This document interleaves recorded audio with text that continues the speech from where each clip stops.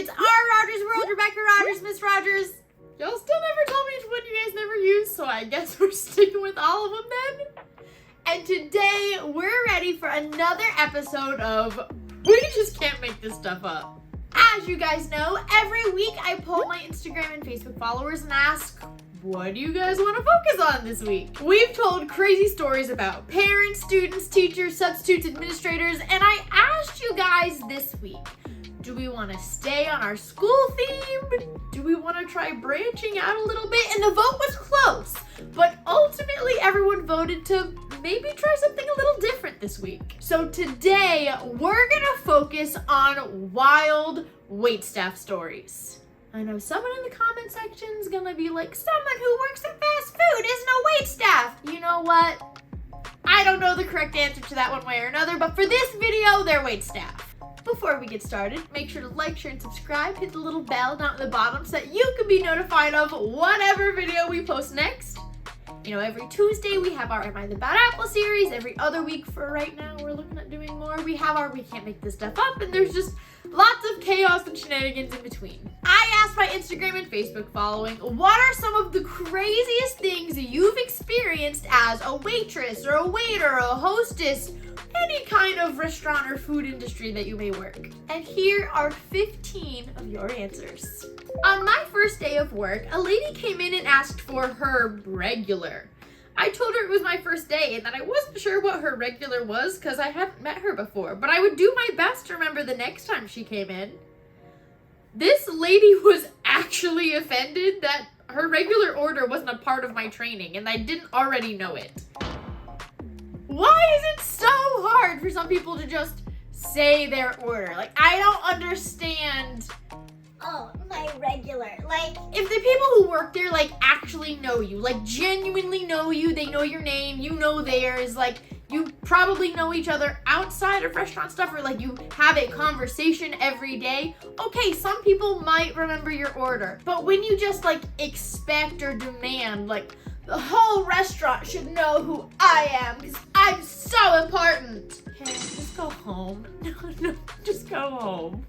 One lady at our restaurant got so angry for whatever reason, she went to every single table and grabbed the ketchup bottles off of all of them. She hoarded them all at her seat. Whenever the waitstaff tried to come up and talk to her, either about her food or putting the bottles back, she would throw one at them, like literally chuck the bottles at a person's face. Please tell me the police was called. Like, that's assault, right? That would be considered assault or battery or something. I don't have Avery here to tell me. He knows the difference between the two. That's what I keep him around for. But that's something. You can't just throw things at people's faces. I work at a fast food place, and one lady told me her food was made way too quick, that I needed to redo her order and really take my time with it. It's fast food. That's the whole point. It's fast. What do you think? It's all made from scratch right there? It's fast food. It's all fried and it's all sitting under like a little heat lamp until someone orders it. Fun fact, long time ago, like high school, middle school, I don't even remember, but I worked at Chick-fil-A and like they have like little heat lamps and they just have little columns of here's all 4-count nuggets and here's 12 counts and whenever you need it, you just grab one. Like, it's not all made to order, it's fast food. A woman once asked if we could close the blinds in our restaurant because the sun was shining in her face. No worries at all, we were happy to do it. However, then a man asked us to reopen them because it made it easier for him to watch the rest of the tables. Like, people watch them while they ate.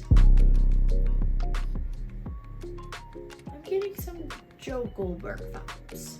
I cannot even imagine how uncomfortable I would feel if I was just like eating at a restaurant and I look over and someone's just watching me. And not just like a, oh, maybe she was my teacher, I think I recognize her, or hey, like I think I know who that person is, but just like people watching me as I ate food. That's creepy. Please don't do that. That's just weird. One day our kitchen was really backed up, so it was taking longer than usual for food to come out. I went to tell an elderly man at my table and he got so upset at the wait, he hit me with his cane. That's more assault/battery, whichever one it is. You can't just hit people. Fun fact about me, I know I told you that like I worked at Chick-fil-A and that was like very short. It was like one summer, it wasn't very long. But I was actually a waitress for multiple years. I just can't understand why people see wait staff and like food industry employees as like subhuman. And like the hate that wait staff and teachers get is like, it's awful, but it's also very different. Like it's a different kind of dehumanizing. It's so weird, but also unacceptable. Also, I need to explain for the people in the back who really just don't get it. When your food takes a long time to come out, 90% of the time, it's a kitchen problem. It's not your waiter or waitress's fault. They have no control. Like, they're not making the food. Now, like, yes, there's a couple times, like that 10% where maybe they genuinely forgot to put it in. And that happens sometimes. Like, even to really good people or really good wait staff, like, if it's just an off day or if it's really busy, it happens, okay? It does. But 90% of the time, if your food is taking a long time, it's the kitchen. And I'm not even saying that they're doing something wrong. It's the kitchen that's backed up. It has nothing to do with your wait staff. Stop blaming them for the food wait. Most of the time, it's not them. I had a guy place 10 $1 bills on the table before I even greeted him. As soon as I got there, he took one away and said, "That was for not bringing me water immediately to start off. Gotta do better than that if you want the rest of these to stay." Ugh. He had a party of 6, so I just let him taunt me with money the entire night because I could tell he enjoyed it, and then enforced the "parties of 6 or more will be subject to a gratuity charge," which he was not happy about. Serves him right. I cannot stand those people who like put money out on the table and they're like, every time you mess up, one goes away. I don't want your money, okay? I don't even want your money. Please just go home. Just order in or something. Or just please don't sit at a restaurant. I can't stand people like you. Once a customer asked if our bacon cheeseburger had bacon on it. I said yes, it does.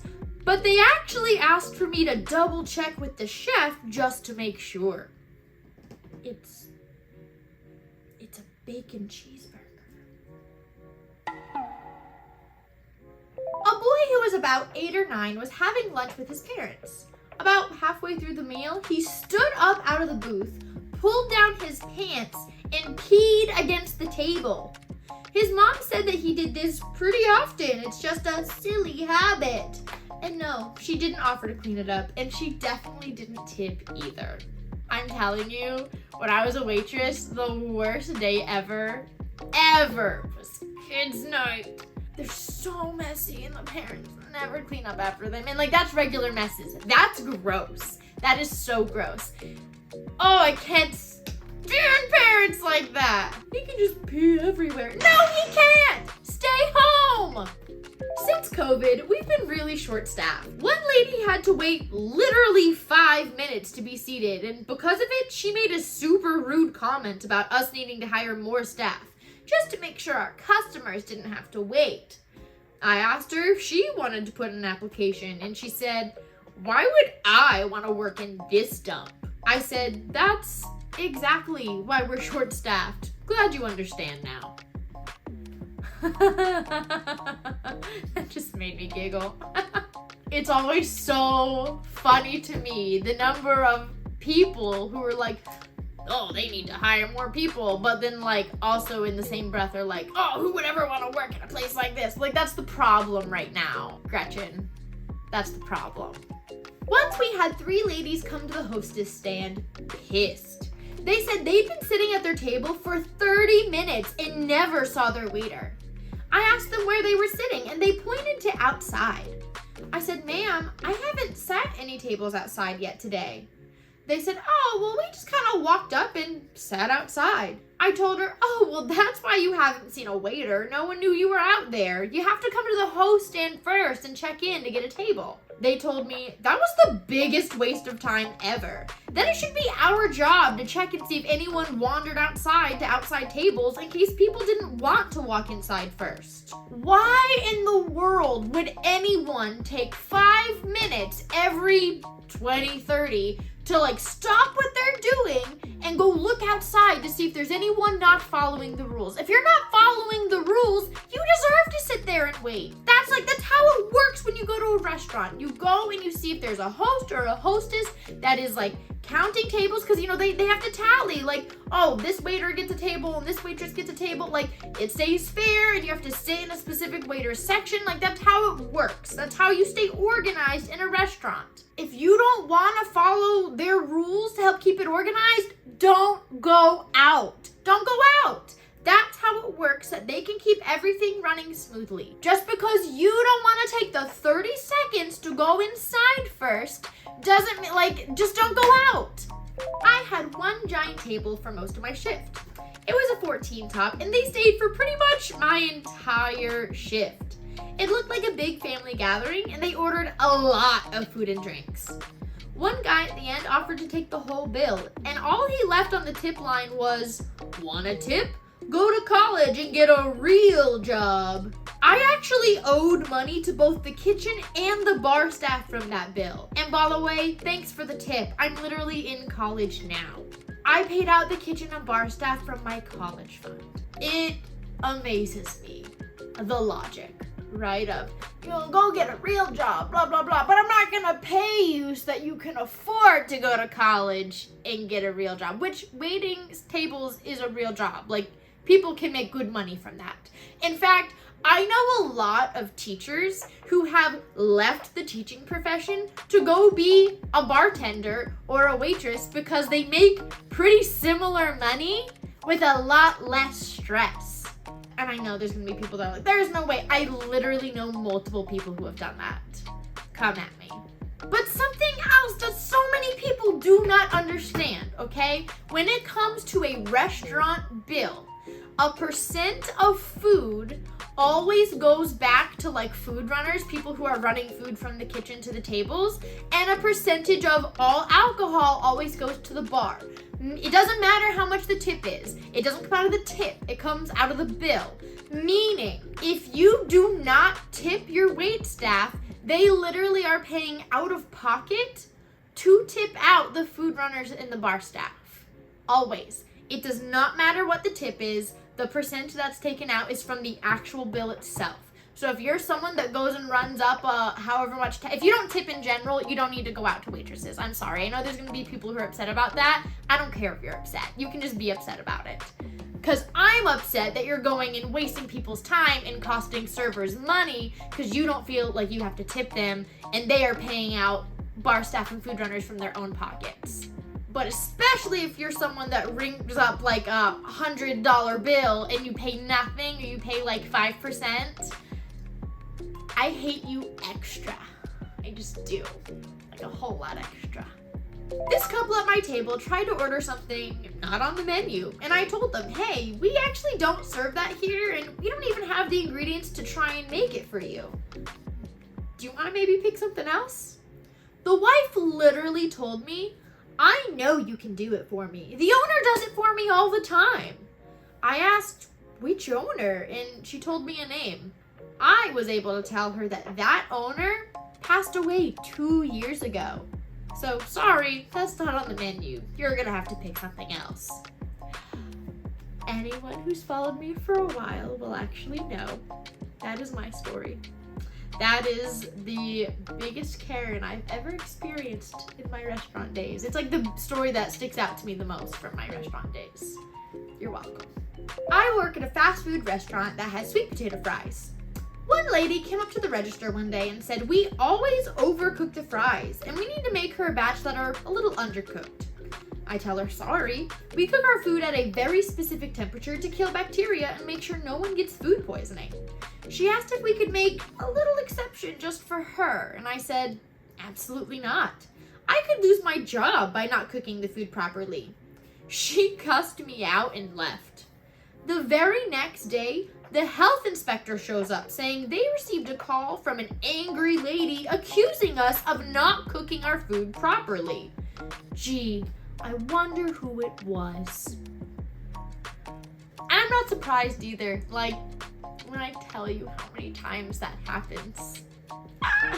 In the beginning of COVID, not quite when the lockdown started, but when toilet paper was starting to get hard to find, we had someone come into the restaurant asking to use the restroom. She came out with armfuls of toilet paper rolls and sprinted out of the restaurant before we could even stop her. That's how desperate we're getting? Stealing from restaurants? Like, not even just like a wad, like multiple rolls of toilet paper? Come on! I had a table that consisted of a couple rowdy children. The kids were literally running and screaming all around the restaurant, and the parents weren't doing anything about it. I asked the mom if she could have her kids sit, as it could be dangerous for them to be running around while waitstaff are carrying heavy and hot plates of food. But she just shrugged me off and said, "They're fine, they're not bothering anybody." Cut to the kids literally running into someone carrying a bunch of waters, and the kids getting soaked when some spilled all over them. The mom had a conniption fit and said this place was unsafe for children, that we owed her a comped bill and she would never be returning. You'll never be returning, probably because they're gonna kick you out. Your children are literally a health risk for people carrying around hot and heavy trays of food. They're gonna trip somebody. You're lucky that the worst thing that happened is they got a little wet. Oh, they were soaked. Okay, it's more than a little wet. But still, like, that could have been much more dangerous. What if it was a scalding plate of food or soup or something like that? That was 15 examples of some of y'all's worst restaurant experiences or fast food. It's a fast food restaurant, sit-down restaurant. They're all restaurants, right? I liked that. It was a little longer than usual because they're more like story-based. But I liked that.